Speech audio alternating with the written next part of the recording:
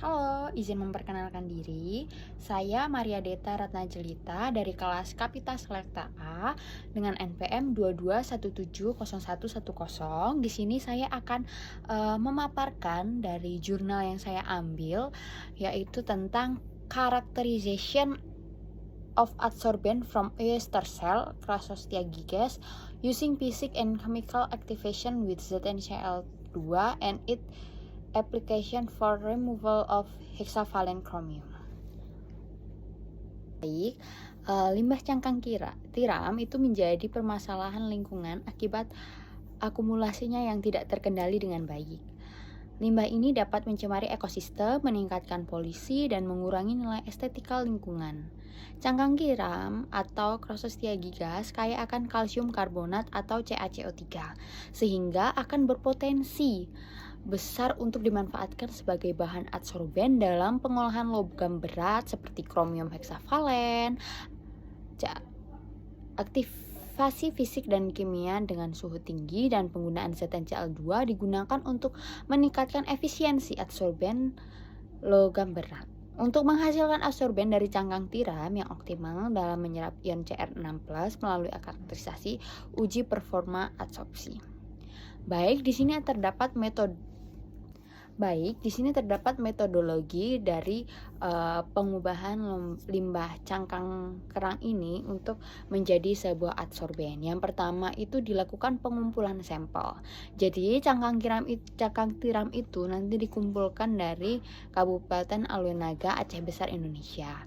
Kemudian sampel cangkang ini dibersihkan dan dikeringkan selama 5 hari. Kemudian dilakukan persiapan adsorben. Yang pertama ada aktivasi fisik dan aktivasi kimia. Pada aktivasi fisik, cangkang tiram itu dihancurkan menjadi tepung dengan kekuatan 100 mes dan dikalsinasi pada suhu 500 derajat Celcius, 600 derajat Celcius, 700, 800, dan 900 derajat Celcius. Kemudian dilakukan aktivasi kimia.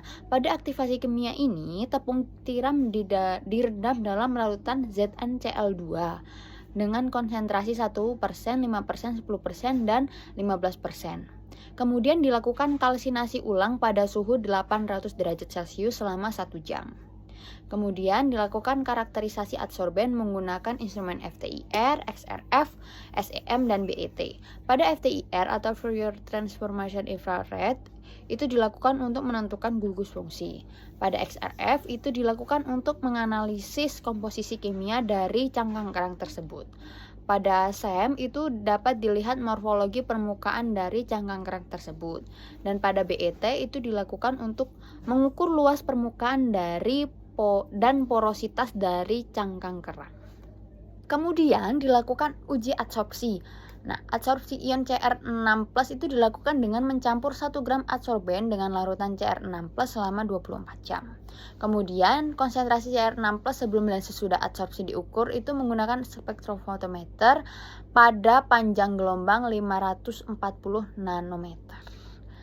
Pada yang terakhir itu dilakukan analisis data. Presentasi penyerapan ion logam itu dihitung berdasarkan data konsentrasi awal dan akhir dari Cr6+. Pada hasil dan pembahasan itu yang pertama dilakukan analisis FTIR.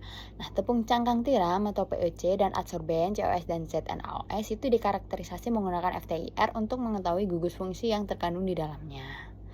Nah, di sini terdapat spektrum FTIR dari sampel yang cangkang kerang ya, teman-teman ya. Kemudian dari gambar itu terlihat bahwa puncak yang terbentuk untuk POS itu berada pada bilangan 877 sampai 712 cm yang menunjukkan adanya gugus amina atau NH2.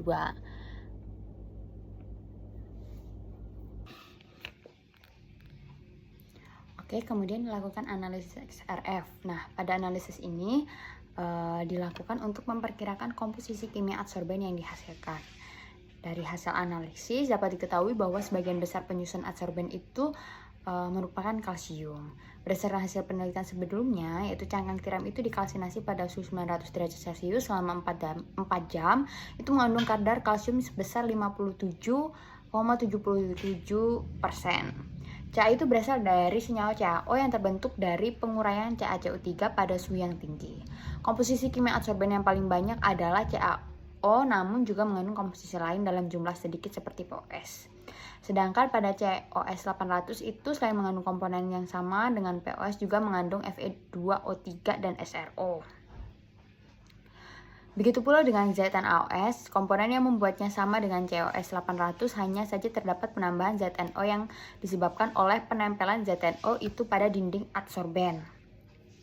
Kemudian ZnO itu disebabkan oleh aktivasi ZnCl2 yang digunakan dan pembakaran karbon dengan oksigen yang tidak sempurna.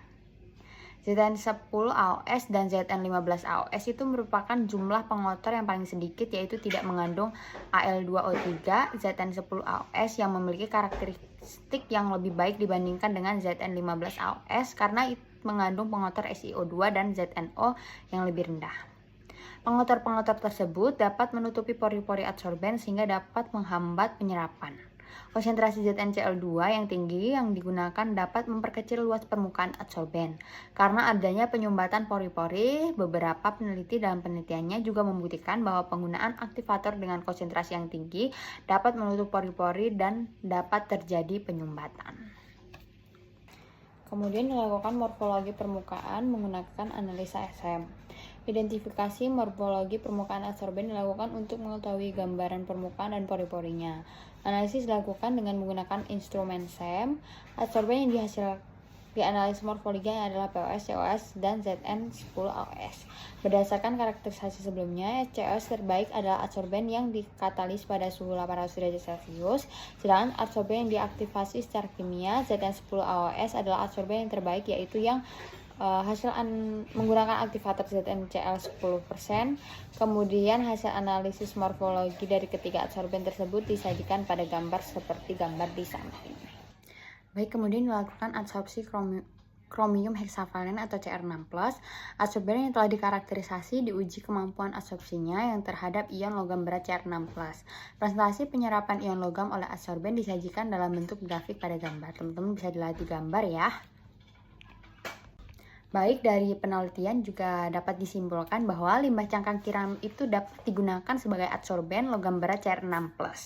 POS itu diaktifkan secara fisik menggunakan suhu yang tinggi atau kalsinasi dan secara kimia dapat membuka pori-pori, sehingga akan meningkatkan kemampuan adsorpsi adsorben. Berdasarkan hasil karakterisasi menggunakan FTIR, XRF, BET, dan SEM dan uji adsorpsi logam berat Cr6+, Zn10AOS itu memiliki nilai terbaik di antara adsorben lainnya. Sementara cangkang tiram itu diaktifasi secara fisik pada berbagai suhu. Adsorben terbaik dihasilkan pada suhu kalsinasi 800 derajat Celcius.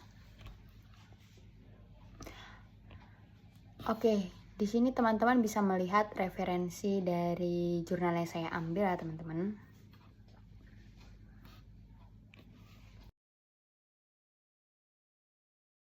Oke, sekian presentasi dari saya. Saya mohon maaf bila ada salah penyampaian atau salah kata pada presentasi saya. Saya akhiri, terima kasih banyak. Salam sehat selalu.